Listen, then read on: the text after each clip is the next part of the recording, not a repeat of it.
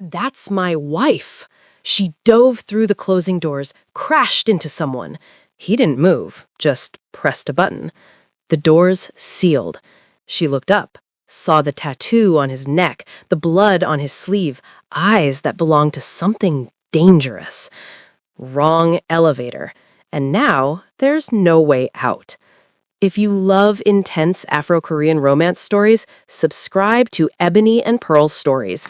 You won't want to miss what happens next.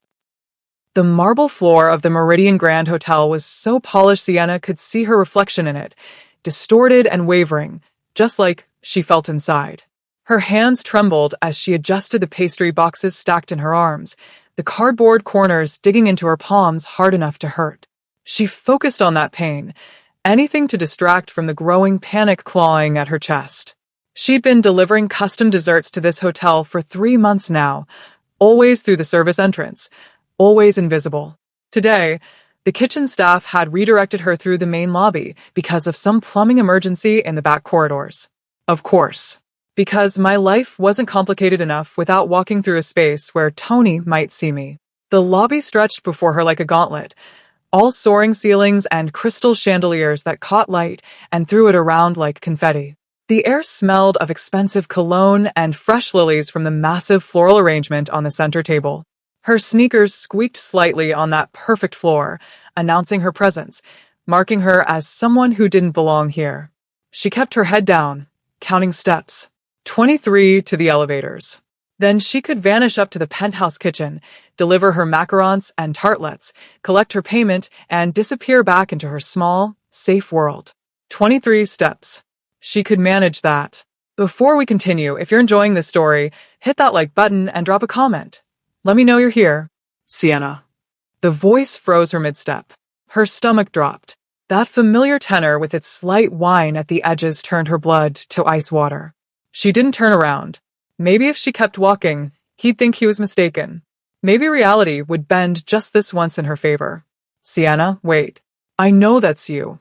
Footsteps behind her. Quick and determined. Her pulse hammered in her throat as she clutched the pastry boxes tighter and walked faster. 15 steps to the elevators. Just 15 more steps. Don't you dare ignore me. His hand clamped on her shoulder, spinning her around with enough force that she nearly dropped her carefully balanced boxes. Tony looked exactly as he had 6 months ago when she'd finally escaped. Sandy hair styled with too much product. Pale blue eyes that had once seemed kind but now just looked calculating. He wore an expensive suit, probably bought with his parents' money since he'd never held a job longer than 3 months. The familiar scent of his overwrought cologne made her stomach turn. I need to make my delivery, she said, proud that her voice only shook slightly. Please let me go. Let you go? His laugh was sharp, bitter. Like you let me go? Just vanished one day, blocked my number, refused to answer the door. We were supposed to get married, Sienna. We were never supposed to get married. She took a step back, trying to put distance between them. I gave your ring back. I explained everything in my letter. Your letter? He spat the words like they tasted foul. 2 years together, and you end it with a letter? Do you have any idea how that made me look? How my mother reacted? How everyone at the club laughed behind my back? The thing about Tony was that everything always circled back to him, to his image, to how things affected his standing with people whose opinions shouldn't matter. She'd spent 2 years trying to shrink herself small enough to fit into his vision of the perfect girlfriend, baking elaborate desserts for his networking events, smiling through his subtle criticisms about her appearance, her career, her friends. The day she'd moved into her own tiny apartment above the bakery where she worked, taking only what she'd brought into the relationship, had been the first time she'd breathed freely in months. I'm sorry you were hurt, she said, aiming for calm despite her racing heart. But we weren't right for each other. You know that. What I know is that you owe me an explanation, a real one, face to face. His hand shot out, gripping her wrist. Not hard enough to bruise. Never hard enough to leave marks. Tony was too smart for that, but firm enough to communicate that she wasn't leaving until he allowed it. The boxes wobbled dangerously. You're going to make me drop these, and they're worth $300 that I can't afford to replace. Then maybe you should have thought about that before you humiliated me. Her vision narrowed, the lobby around them fading as her focus tunneled to his hand on her wrist, to the familiar sensation of being trapped. This was how it had always been. His needs, his feelings, his control disguised as care. I promise myself, never again. Never again would I let someone make me feel this small. Let go of me. The words came out stronger than she expected, sharp enough that a passing couple glanced their way. Tony's expression shifted, his grip loosening slightly, but not releasing. We're making a scene, Sienna. You hate scenes. Just come to the bar with me. We'll have a civilized conversation like adults, then you can make your delivery. Her eyes darted past him, searching for help, for security, for anyone who might intervene. The hotel staff carefully looked away, trained to ignore minor disputes among guests and visitors. The well-dressed people in the lobby kept their distance, unwilling to involve themselves in someone else's drama. I was alone again. The realization galvanized her. She twisted sharply, breaking his grip with the move her friend had taught her in that self-defense class she'd taken after leaving him. The pastry boxes listed dangerously, but she managed to steady them as she spun away, her sneakers squeaking on that perfect marble as she lunged toward the elevators. Sienna. Tony's shout echoed through the lobby, his false civility shattered. She slammed her hand against the call button. Once, twice, 3 times, as if desperation could make the elevator arrive faster. Behind her, she could hear his footsteps gaining ground, no longer the measured stride of a man in control, but the angry pursuit of someone whose carefully constructed image had just cracked in public. The elevator chimed.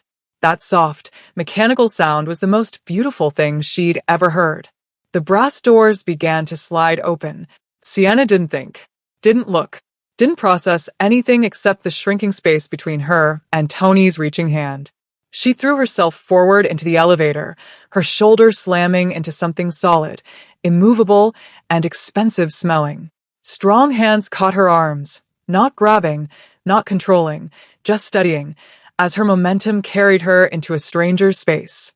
She looked up. Dark eyes met hers. Calm. Assessing. Utterly unshaken by the terrified woman who'd just crashed into him. The man was Korean. Tall. Navy suit that probably cost more than her car. Hair styled with deliberate precision. A face that belonged in boardrooms, beautiful in that severe, untouchable way that suggested he'd never been desperate a day in his life. And behind her, Tony's voice. That's my wife. The stranger's gaze shifted past her shoulder, and something in his expression changed. Something cold. Something calculating. His hand moved economically efficient, and pressed the door close button. The brass doors slid shut with a soft, final thud. Tony's face vanished. The elevator began to rise. And Sienna realized she hadn't escaped danger. She'd just walked straight into something far more complicated. If you're loving this story, subscribe to Ebony and Pearl Stories for more emotional Afro-Korean romance, and drop a comment telling us what time you're watching this. The elevator hummed softly as it climbed, the sound almost peaceful if Sienna's heart wasn't still trying to break through her ribcage. She collapsed against the mirrored wall, legs trembling so violently she wasn't sure they'd hold her much longer. Her chest heaved as she tried to drag air into her lungs, each breath coming out shaky and too loud in the enclosed space. I just threw myself at a complete stranger. I'm trapped in an elevator going God knows where. Tony is probably losing his mind in the lobby. What was I thinking? Are you hurt? The stranger's voice cut through her spiraling thoughts, low, controlled, each word precisely formed with a Korean accent that made the English sound deliberate and careful. Sienna shook her head, then nodded, then pressed her hand over her mouth as a sound escaped that was half laugh, half sob. I'm sorry, she managed, her voice cracking. I didn't mean to. I just needed to get away from him. Your husband? He asked quietly, his dark eyes still fixed on her with that unsettling calm. Ex, Sienna said quickly, almost desperately. Or almost. We're finalizing the divorce. Today was supposed to be the last time I ever had to deal with him. The stranger said nothing, just continued watching her with an expression she couldn't read. Not judgmental, not pitying, just assessing. Like he was gathering information, filing it away for later use. The elevator jolted. Once. Twice. Then stopped. The sudden stillness made Sienna's stomach lurch. The overhead lights flickered, then dimmed to a muted emergency gold that cast everything in amber shadow. She let out a sound that might have been a laugh if it hadn't tasted so much like hysteria. Of course this would happen. The stranger, because that's all he was, a stranger she'd crashed into while running from her past, pulled out his phone. His movements were economical, efficient, like someone who never wasted energy on unnecessary gestures. He pressed a few buttons, his expression unchanging. "No signal," he said finally, his voice betraying nothing. Not frustration, not concern, just stating a fact. He reached past her. Carefully, she noticed, making sure not to touch her, and pressed the emergency call button. Once, twice, 3 times. Static crackled through the speaker, then nothing. "We will be here a while," he said, sliding his phone back into his pocket with the same measured calm he'd maintained since she'd literally thrown herself into his space. Sienna slid down the wall until she was sitting on the elevator floor, her pastry boxes forgotten beside her. She hugged her knees to her chest, suddenly aware of how small this space was, how trapped she was, how her carefully rebuilt life had just collapsed in the span of 10 minutes. "I'm sorry," she whispered again. "You didn't ask for this." "No," he agreed. Then, more softly, "But I'm here." He moved to the opposite wall and lowered himself to sit across from her, maintaining distance even in the confined space. He reached into his jacket pocket and produced a small bottle of water, the expensive kind hotels left in suites, and held it out to her. "You should drink something," he said. "Your breathing is too fast." Sienna took the bottle with shaking hands, grateful for something to focus on besides the walls closing in around her. The water was cool, clean, and she hadn't realized how dry her throat was until she took the first sip. "Thank you," she said. Then, because the silence felt too heavy, "I'm Sienna. Sienna Carrington." Tae-sung, he replied, inclining his head slightly in what might have been a bow if they weren't both sitting on an elevator floor. The formality of it struck her as oddly comforting. Like despite everything that had just happened, there were still rules, still structure. "He's my ex-husband," she found herself saying, the words spilling out before she could stop them. "Tony Martins. We were together for 2 years. I left him 6 months ago." Tae-sung said nothing, just watched her with those dark, unreadable eyes. "He never hit me," Sienna continued, not sure why she was telling this stranger her life story, but unable to stop. "People always ask that first. Like if there are no bruises, it doesn't count. But he didn't need to hit me. He just controlled everything. What I wore, who I talked to. He'd criticize me in front of his friends, then act like it was a joke when I got upset. He'd tell me I was too sensitive, that I didn't understand how the world worked." Her voice cracked on the last word, and she took another sip of water to steady herself. "I kept thinking if I just tried harder, if I just became the person he wanted me to be, things would get better. But they never did. They just got smaller. I got smaller." "And when you left?" Tae-sung asked. His voice was still calm, but there was something in it now. Attention, maybe. Real attention. Not just politeness. "I moved into a tiny apartment above a bakery. Started my own dessert business. It's not much, but it's mine. Every decision, every choice mine. I thought I was free." She let out a bitter laugh. "But he keeps finding me. Shows up at places he knows I'll be. Sends messages through mutual friends. Acts like I'm the unreasonable one for wanting space. For wanting to exist without him." Tae-sung was quiet for a long moment. Then Tony Martins. The way he said the name made Sienna look up. "You know him?" "I know of him," Tae-sung corrected, his tone careful. "His family has interests, business, ventures that occasionally intersect with my own." Something in the way he said interests made Sienna's skin prickle. "What kind of business ventures?" Tae-sung studied her, and she got the distinct impression he was deciding how much to tell her. The kind that required discretion. The kind where reputation matters.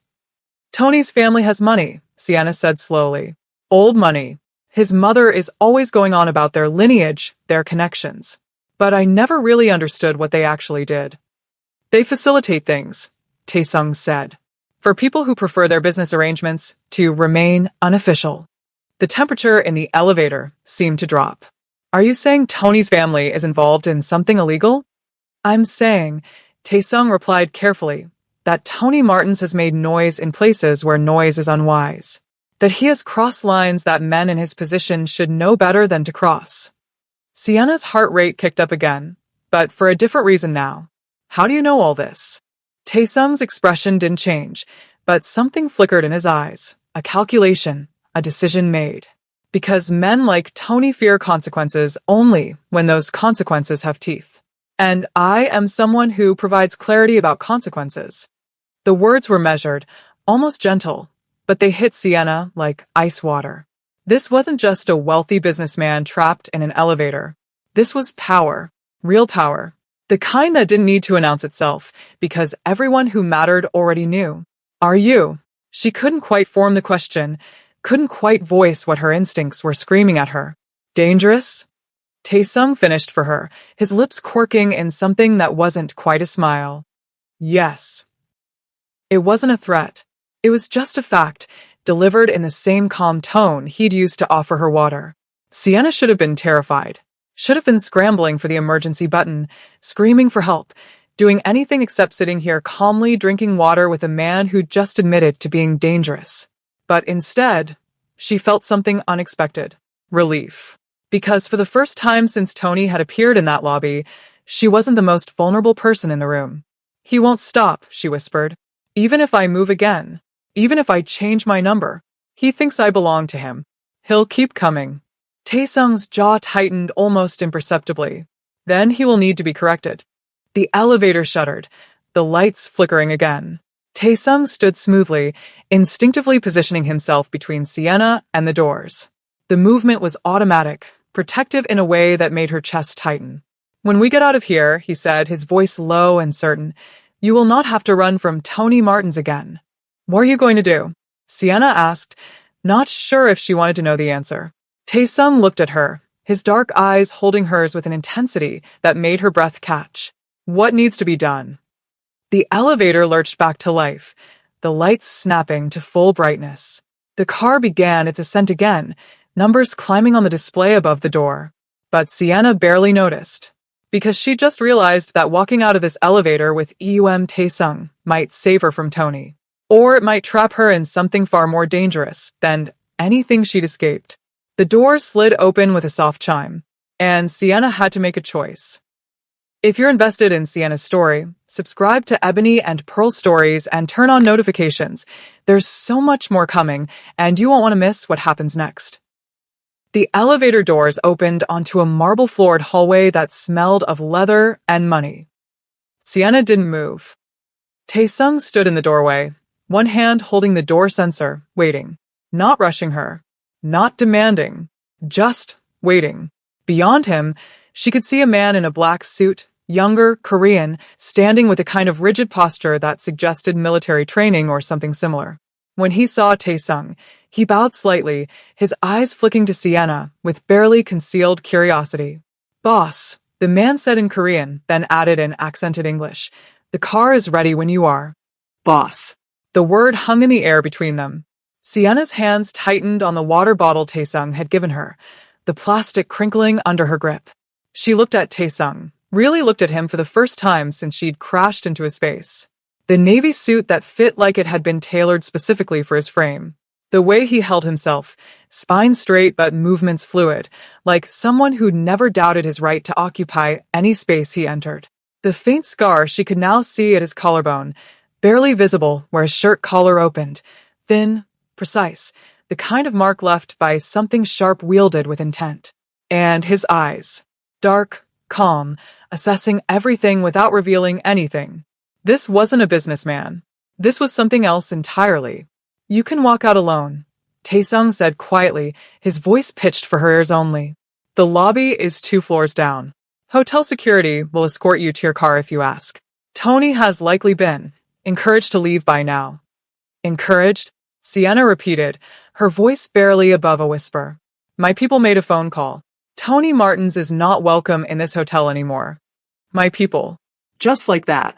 One phone call, and Tony, who'd spent the last 6 months tracking her down, showing up wherever she went, refusing to accept that she'd left, was banned from a 5-star hotel. How did you? This is my hotel, Tae-sung said simply. One of several properties I own in this city. Of course it was. Sienna's mind raced, trying to reconcile the calm man in front of her with the implications of what he was telling her. People who owned multiple 5-star hotels. People who had people making phone calls that resulted in immediate action. People whose subordinates called them boss, with that particular tone of absolute deference. Or, Tae-sung continued, his gaze never leaving hers. You can walk with me. Have dinner. Discuss options that might interest you. Options, Sienna echoed. Solutions, he corrected. To a problem that will not resolve itself. Tony's face flashed in her mind, red with fury, shouting her name in that hotel corridor. The feeling of his hand gripping her wrist. The certainty in his voice when he'd said we need to talk like adults, as if her consent was irrelevant, as if her boundaries were negotiable. She thought about the last 6 months. The constant looking over her shoulder, changing her route to work, avoiding places they used to go together, the exhaustion of being hunted by someone who refused to accept that no meant no. Sienna stepped out of the elevator. Dinner, she said. And a conversation about these options. Something flickered in Tae-sung's eyes, approval, maybe, or satisfaction, before his expression returned to that neutral calm. He gestured down the hallway, falling into step beside her. Not ahead, asserting dominance. Not behind, following. Beside her, like an equal. It was such a small thing. And yet after 2 years with Tony, who'd always walked ahead, expecting her to keep up, treating her like an accessory to his life rather than a person with her own pace, it felt monumental. The man in the black suit followed at a discreet distance, and Sienna noticed another man waiting by the private elevator at the end of the hall. Both moved with the same controlled precision as Tae-sung, the same awareness of their surroundings. Security, Sienna realized. These aren't just employees. They're protection. You're very calm, Tae-sung observed as they walked. Most people in your situation would have more questions. I'm terrified, Sienna admitted. But I've learned that panic doesn't solve problems. It just makes them louder. Tony Martin's taught you that. Tony taught me a lot of things, she said bitterly. Most of them about what I don't want in my life. They entered a private elevator, larger than the one they'd been trapped in, with dark wood paneling and subtle lighting. The suited men didn't follow, just bowed as the doors closed. He will not stop, Tae-sung said once they were alone again. Men like Tony Martins do not accept rejection. They see it as a challenge to overcome, an obstacle to manage. I know. Sienna's voice was small. I've tried everything. Restraining orders. Changing my number. Moving. But his family has connections. Money. Lawyers who make my legal protections disappear. Legal protections are only effective when the person fears legal consequences, Tae-sung said. His tone was still calm, almost conversational. Tony Martins does not fear the law. He fears humiliation, loss of status, being made irrelevant. The way he said it, clinical, analytical, like he was discussing a business problem rather than her stalker ex-husband, should have felt cold. Instead, it felt hopeful, because Tony was exactly like that. He'd always cared more about appearances than substance, more about what people thought of him than what was actually true. You understand him, Sienna said.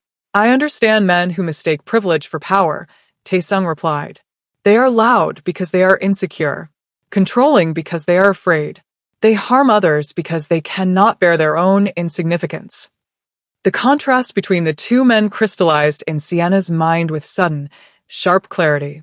Tony, always talking, always justifying, always needing to prove himself. His anger was hot, explosive, unpredictable. He'd make scenes, raise his voice, slam doors, use his emotions as weapons to keep her off balance. Tae-sung, silent unless he had something worth saying. His power was cold, certain, absolute. He didn't need to raise his voice because people listened the first time. Didn't need to justify himself because his authority was unquestioned. Tony had controlled her through chaos. Tae-sung controlled his world through order. The question was, which was more dangerous? I can end this, Tae-sung said, breaking into her thoughts. Not through violence. Not through anything that would put you at legal risk. But I can make Tony Martins forget you exist. Sienna's heart hammered. How? by making him irrelevant, by removing the foundations of his power, his family's business connections, his social standing, his access to the circles where he feels important, by ensuring that pursuing you costs him everything he values. Sienna struggled to find words. That's not just protection. That's destruction. No, Taesung corrected quietly. Destruction would be permanent. This is simply correction. A lesson about consequences. He can rebuild if he's smart enough to learn from it. The elevator slowed, then stopped. What would this cost me? Sienna asked because nothing like this was ever free. She'd learned that much from Tony. Taesung turned to face her fully, his dark eyes holding hers with an intensity that made her breath catch. You would be seen with me. Publicly. At business events. Social gatherings. For a defined period, 3 months, perhaps 6. Long enough to establish that you are under my protection. That you are associated with my interests. Associated, Sienna repeated carefully. Nothing you do not choose, he said, and there was something almost gentle in his voice. I will not touch you without permission. Will not demand anything beyond your presence at specific occasions. You will have your own space, your own freedom, but publicly you will appear to be someone I have claimed interest in. The word claimed sent a chill down her spine. And if I say no, then you walk away now. I will still ensure Tony is escorted from my property tonight, but tomorrow he will return to your life. And eventually, his persistence will trap you somewhere I cannot intervene. Sienna's hands were shaking again. She pressed them together, trying to still the trembling. This feels like trading one cage for another. Perhaps, Taesung acknowledged, but this cage has an exit date, and the lock is on your side. The doors opened onto a rooftop restaurant. Intimate, exclusive, the kind of place that didn't take reservations because it didn't need to advertise. The city spread out below them, lights beginning to sparkle as evening approached. You're asking me to trust you, Sienna said. A man I met 30 minutes ago. A man who just admitted to being dangerous. No, Taesung corrected. I'm asking you to make a strategic choice. Trust can develop later, or not at all. This is simply a transaction. Your visibility beside me in exchange for Tony Martins's permanent absence from your life. The elevator door began to close, and Sienna realized this was the moment. Stay in the elevator. Go back down. Return to her tiny apartment and her small business and the constant fear that Tony would show up again. Or step out into Taesung's world and accept that protection always came with strings attached. She thought about the last 6 months. The exhaustion. The fear. The way Tony had stolen her peace even after she'd escaped his presence. She stepped forward. The doors closed behind her with a final, quiet click. And Sienna Carrington realized she'd just made a deal with someone far more dangerous than her ex-husband.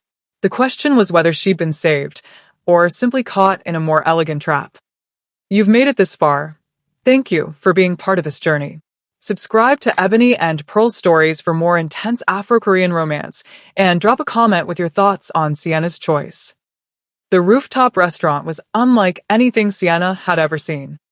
Floor-to-ceiling windows wrapped around 3 sides, offering a panoramic view of the city as twilight settled over it like a blanket. The interior was all dark wood and soft lighting, with maybe a dozen tables spaced far enough apart that conversations couldn't be overheard. Classical music played quietly in the background, something orchestral that Sienna couldn't name, but felt in her chest. Every table was occupied by people who looked like they belonged here. Men in suits that probably cost more than her car. Women in elegant dresses that moved like water. The kind of people who made decisions that affected thousands of lives before their morning coffee. And they all paused when Taesung entered. Not obviously. No one stared. But Sienna felt the shift, the subtle acknowledgement, the slight inclination of heads, the way conversations paused for just a beat before resuming. This was his world. And everyone in it knew exactly who he was. A hostess appeared immediately, bowing deeply. Mr.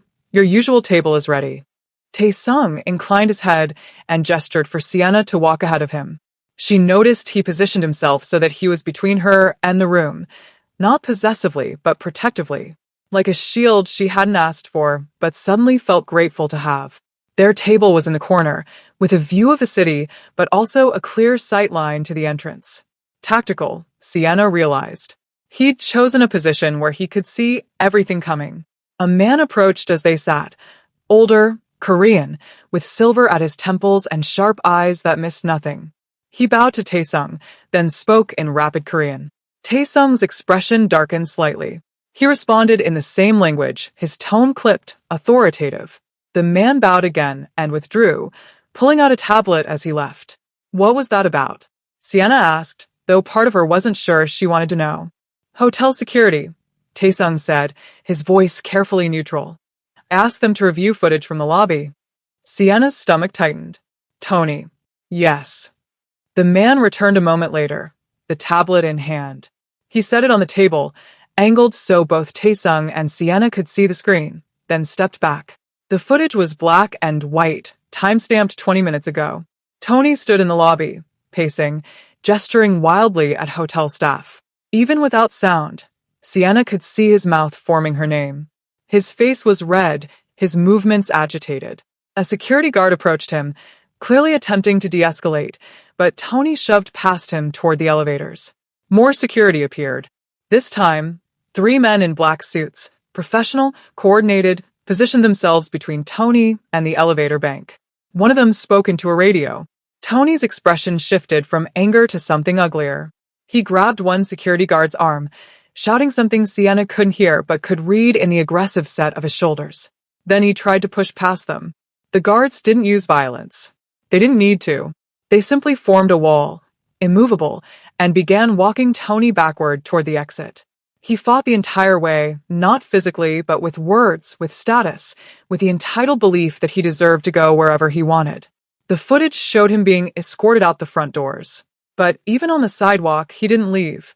He stood there, staring at the building, phone pressed to his ear, making calls, pulling strings, refusing to accept that he'd been denied. The timestamp continued. 5 minutes passed. 10. Tony was still there, pacing the sidewalk like a predator waiting for an opening.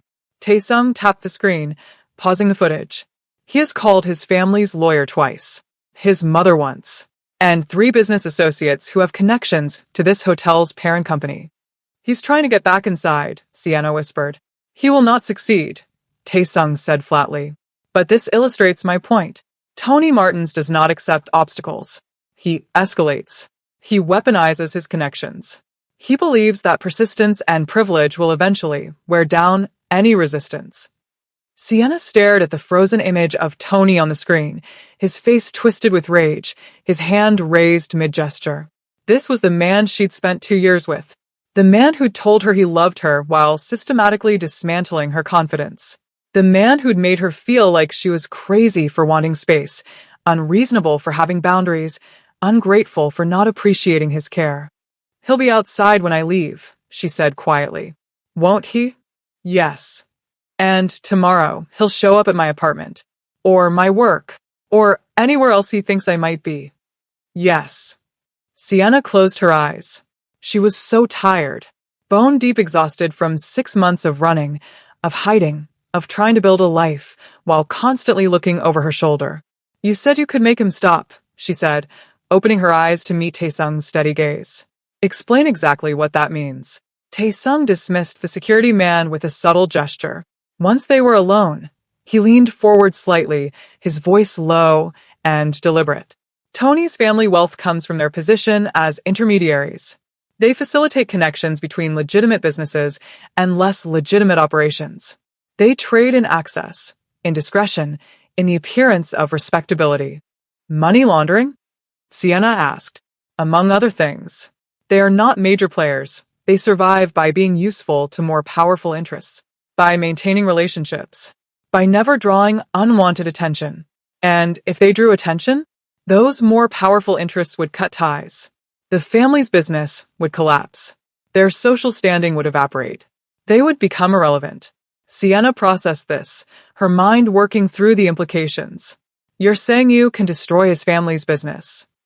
I'm saying I can make it clear that Tony Martins is a liability, that his inability to control his obsessions makes him dangerous to associate with. Once that message is delivered, his family will handle him themselves. They will cut him off financially, socially, and emotionally if that's what it takes to preserve their position. It was ruthless, calculated. And exactly the kind of consequence Tony would actually fear. And all I have to do is be seen with you, Sienna said slowly. Let people think we're what? Dating. Involved, Taesung corrected. The exact nature is irrelevant. What matters is the perception that you are under my protection. That harming you, or even bothering you, would be a direct insult to me. Sienna's hands trembled in her lap. She clasped them together, trying to still the shaking. This is a lot of power to have over someone's life, she whispered. Yes, Taesung agreed. Which is why I'm giving you a choice. Walk away now. Take your chances with Tony and the legal system. Or accept my offer. 3 months of public association in exchange for permanent freedom from him. 3 months, Sienna repeated. After which you are free to go. Our arrangement ends. You return to your life, and Tony Martins will no longer be part of it. It sounded too good to be true. Too clean. Too simple. Sienna thought about the last 2 years with Tony. How he'd started with small suggestions. Wouldn't you be more comfortable in this dress instead? Then criticism disguised as concern. I just worry that your friends aren't ambitious enough for you. Then isolation. Why do you need other people when you have me? She'd lost herself so gradually that she hadn't noticed until she'd looked in the mirror one day and couldn't recognize the hollow-eyed woman staring back. It had taken everything she had to leave, to reclaim her name, her space, her right to make her own decisions. If I agree, Sienna said carefully, I need conditions. Taesung's expression didn't change, but she saw interest flicker in his eyes. Name them. My business stays mine. You don't invest in it. Don't send clients my way. Don't involve yourself in how I run it. I built it myself, and I'm keeping it that way. Agreed. I keep my apartment. I don't move into your space or give up my independence. Agreed. And if at any point I say I'm done, if this feels like it's crossing lines I'm not comfortable with, we end the arrangement. No questions, no retaliation, no consequences. Taesung studied her for a long moment, and Sienna forced herself to hold his gaze. She wouldn't shrink, wouldn't apologize for having boundaries, wouldn't make herself small to fit into someone else's plans. Never again. You've learned, he said finally, and there was something like approval in his voice. You've learned to negotiate for yourself. I learned what happens when I don't, Sienna replied. Then we have an agreement. Taesung extended his hand across the table. 3 months of public association. Your independence maintained. Clear boundaries respected. And at the end, Tony Martins will be nothing more than an unpleasant memory. Sienna looked at his hand. Elegant fingers, clean nails, a simple watch that probably cost more than her entire inventory of baking supplies. This was insane. She knew it was insane. But she also knew that Tony wouldn't stop. That legal protections were useless against someone with money and connections. That she was so tired of being afraid. She reached out and shook Taesung's hand. His grip was firm, but not crushing. Warm, but not invasive. He held her hand for exactly the appropriate amount of time, then released it. I'll have my attorney draw up a contract, he said. Something that protects both of us legally. A contract, Sienna repeated, almost wanting to laugh. For a fake relationship. For a business arrangement, Taesung corrected. Which is what this is. I provide protection and social visibility. You provide the perception of association. Everything else is optional. A server appeared with menus, and the moment shifted into something that felt almost normal. Almost like a regular dinner date. Except it wasn't. Because somewhere below them, Tony Martins was still pacing the sidewalk, making phone calls, refusing to accept defeat. And when he finally learned who Sienna was standing beside, what would he do? Would he finally give up? Or would this escalate into something none of them could control? If this story has you hooked, subscribe to Ebony and Pearl Stories for more. Sienna's journey is just beginning, and you won't want to miss what comes next. The first public appearance came 3 days later. Sienna stood in front of her bathroom mirror, adjusting the dress Taesung's people had delivered that morning. It was elegant, deep emerald green that complemented her skin, fitted but not restrictive, expensive without being ostentatious. The kind of dress that announced you belonged in certain spaces without needing to shout about it. She barely recognized herself. Her phone buzzed. A message from Taesung. Car arrives in 10 minutes. No pressure. But the contract is signed. He'd been true to his word. The contract had arrived the next day, professionally drafted, clear boundaries outlined, exit clauses that gave her complete autonomy. Her attorney had reviewed it, found nothing predatory, and admitted grudging respect for how thorough it was. This man is either genuinely honorable or extremely good at appearing that way, her attorney had said. Either way, you're legally protected. Legally protected. The phrase felt almost laughable after years of restraining orders that Tony had violated with impunity. Sienna took a deep breath, smoothed down the dress one more time, and grabbed her clutch. Time to find out if she'd made a deal with a savior or just a more sophisticated trap. The charity gala was being held at another of Taesung's hotels, this one even more opulent than the Meridian Grand. Sienna stepped out of the car onto a red carpet lined with photographers and felt her stomach drop. I didn't realize there would be press, she said quietly to Taesung, who'd appeared at her elbow the moment the door opened. That's the point, he replied, offering his arm. Tony needs to see that you're visible. Protected. Claimed. The word claimed still made her skin prickle, but she took his arm anyway. The moment they entered together, she felt it, the shift in attention. Heads turned. Conversations paused. People didn't stare outright, but Sienna could feel eyes tracking them as they moved through the ballroom. Who is she? Someone whispered, not quite quietly enough. Taesung doesn't bring anyone to these events. Another voice responded.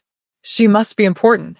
Taesung's hand rested lightly on the small of her back, not possessive, not controlling, just present. A subtle message to everyone watching. She's with me. And the terrifying part was how safe it made her feel. A man approached, older, white, with the kind of confident smile that came from decades of power. Taesung, good to see you. And who is this lovely young woman? Sienna Carrington. Taesung said, his tone cordial but with an edge that suggested the question had been noted. Sienna, this is Richard Chun, CEO of Pacific Holdings. Sienna shook his hand, forcing herself to smile despite the anxiety clawing at her throat. Pleasure to meet you. Carrington, Richard repeated thoughtfully. Any relation to the Carringtons in Boston? No, sir. I'm from here. I run a small dessert business. Small for now, Taesung interjected smoothly. Her work is exceptional. The way he said it, like her success was inevitable, like her business mattered, made something warm unfurl in Sienna's chest. Richard smiled. Well, any friend of Taesung's is worth knowing. Perhaps we could discuss catering options for our next corporate event. Before Sienna could respond, Taesung's phone buzzed. He glanced at it, his expression unchanging, then excused himself briefly. When he returned a few minutes later, there was something different in his eyes. Not satisfaction exactly, but confirmation. What happened? Sienna asked quietly once they were alone at their table. Tony Martins attempted to use his family's connections to gain entry tonight, Taesung said. He was unsuccessful. He's here? Sienna's pulse spiked. He was. He's been escorted off the property, along with a message. What kind of message? Taesung's gaze held hers. That his behavior has attracted unwanted attention. That several business associates his family relies on have expressed concerns about his stability. That continued harassment of someone under my protection would have professional consequences for the entire Martins family. Sienna's hands trembled slightly. She set down her wine glass before it could spill. You're destroying his family's business. I'm protecting their business, Taesung corrected, by making it clear that Tony is the liability. What they choose to do with that information is up to them. The answer came the next morning. Sienna was in her apartment kitchen, mixing batter for a new recipe, when her phone rang. Unknown number. She almost didn't answer, but something made her pick up. Sienna? It was Tony's mother, Victoria Martins. Her voice was cold, clipped, furious. I don't know what you've done, but you need to fix this immediately. Excuse me? Don't play stupid. Tony told me about your new associate. Do you have any idea who you're involving yourself with? What kind of man Taesung is? A man who respects boundaries, Sienna said evenly. Which is more than I can say for your son. Tony loves you. He made mistakes, yes, but he's trying to make amends. He stalked me for 6 months. He showed up at my work. He grabbed me in public. That's not love, Victoria. That's obsession. Well, it ends now, Victoria snapped. We've made arrangements for Tony to spend time abroad. Europe. Asia. Somewhere he can reset. He won't be bothering you anymore. Sienna sank into a chair, her legs suddenly weak. You're sending him away. We're protecting our family's interests, which your new boyfriend made very clear were at risk if Tony continued his behavior. The line went dead.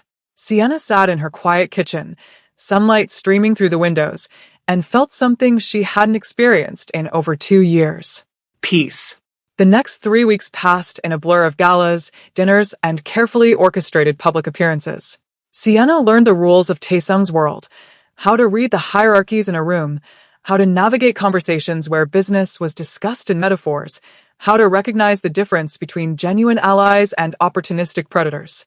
Taesung was patient. He never pushed, never demanded. Their relationship remained exactly what the contract specified: professional, bounded, clear. But something was shifting. The way he remembered that she preferred sparkling water over still. How he positioned himself at events so she always had an exit route if she felt overwhelmed. The quiet conversations and car rides between venues where he'd ask about her business, her goals, her life before Tony, and actually listen to her answers. One evening, as they left another event, Sienna realized something startling. She hadn't looked over her shoulder once all day. Hadn't checked her phone obsessively for messages from blocked numbers. Hadn't mapped out escape routes in her head. Hadn't felt that familiar knot of anxiety in her stomach wondering when Tony would appear. "You're smiling," Taesung observed as they settled into the back of his car. "I am," Sienna said, surprised by it herself. "I just realized. I feel safe." Something flickered in his expression. Satisfaction, maybe, or something warmer. Good. "Thank you," she said quietly, "for keeping your word, for respecting the boundaries, for not making this into something it isn't." Taesung turned to look at her, his dark eyes serious. "You should understand something, Sienna. Safety in my world comes with a price." "What kind of price?" "Enemies," he said simply. "People who want to hurt me will look for leverage, and anyone close to me becomes a potential target. That's why I rarely allow people into my personal life. But you allowed me." "I made a business arrangement," he corrected. "One that benefits us both. But the danger is real. Even after our 3 months end, there will be people who remember you were associated with me." Sienna should have felt afraid. Should have wanted to run, to protect herself, to choose the safer path. But instead, she thought about the last 3 weeks. The freedom from fear. The ability to walk down the street without constantly checking behind her. The dignity of being treated like a person with agency rather than a possession to be controlled. "I understand," she said, "and I'm staying anyway." Taesung studied her for a long moment. "You've changed." "No," Sienna replied. "I'm just remembering who I was before someone tried to make me smaller." The car pulled up to her apartment. Taesung's driver opened her door, and she stepped out into the cool evening air. Before the door closed, Taesung spoke again. Sienna. She turned back. "You were never small," he said quietly. "You were just surrounded by people who needed you to believe you were." The car door closed. The vehicle pulled away, and Sienna Carrington stood on her quiet street, 3 blocks from her tiny apartment above a bakery, wearing a designer dress paid for by a dangerous man who'd somehow given her back something she'd thought was lost forever. Her freedom. She didn't know what loving someone like Taesung would cost, if it ever came to that. She didn't know if this arrangement would end in 3 months or transform into something neither of them had planned for. She didn't know if the safety he offered was real or just another cage with prettier bars. But for the first time in years, when she thought about tomorrow, she wasn't afraid. And that was enough. Thank you for watching Sienna's journey. Subscribe to Ebony and Pearl Stories for more emotional Afro-Korean romance. There's so much more to come, and this is just the beginning. Hey, beautiful souls. If you've made it to this very moment right here with me, then you already know. Sienna's story touched something in you. And honestly, that means the world to me. I pour my heart into every single story I bring to you. And knowing you stayed until the end, it tells me you felt what I felt when I was creating this. That connection, that's everything. Now, I have to be honest with you. The next story, Oh, it's gonna wreck you in the best way possible. I'm talking about the kind of emotional roller coaster that makes you gasp out loud, the kind that keeps you up at night thinking, what happens next? It's already waiting for you, and I promise you don't want to miss it. That image on your screen right now? Click it. Trust me, your heart will thank you later. And before you go, because I know some of you beautiful people are about to disappear on me, can you do me one tiny favor? Drop a comment and tell me where in this beautiful world you're watching from. I read every single one, and it makes my day knowing this little community we're building reaches across cities, countries, continents. If you haven't said hi yet, this is your moment. Don't be shy. Let me know you're here. Because, honestly, your presence matters. You matter. All right, my love. Go ahead and click that next story. I'll see you there.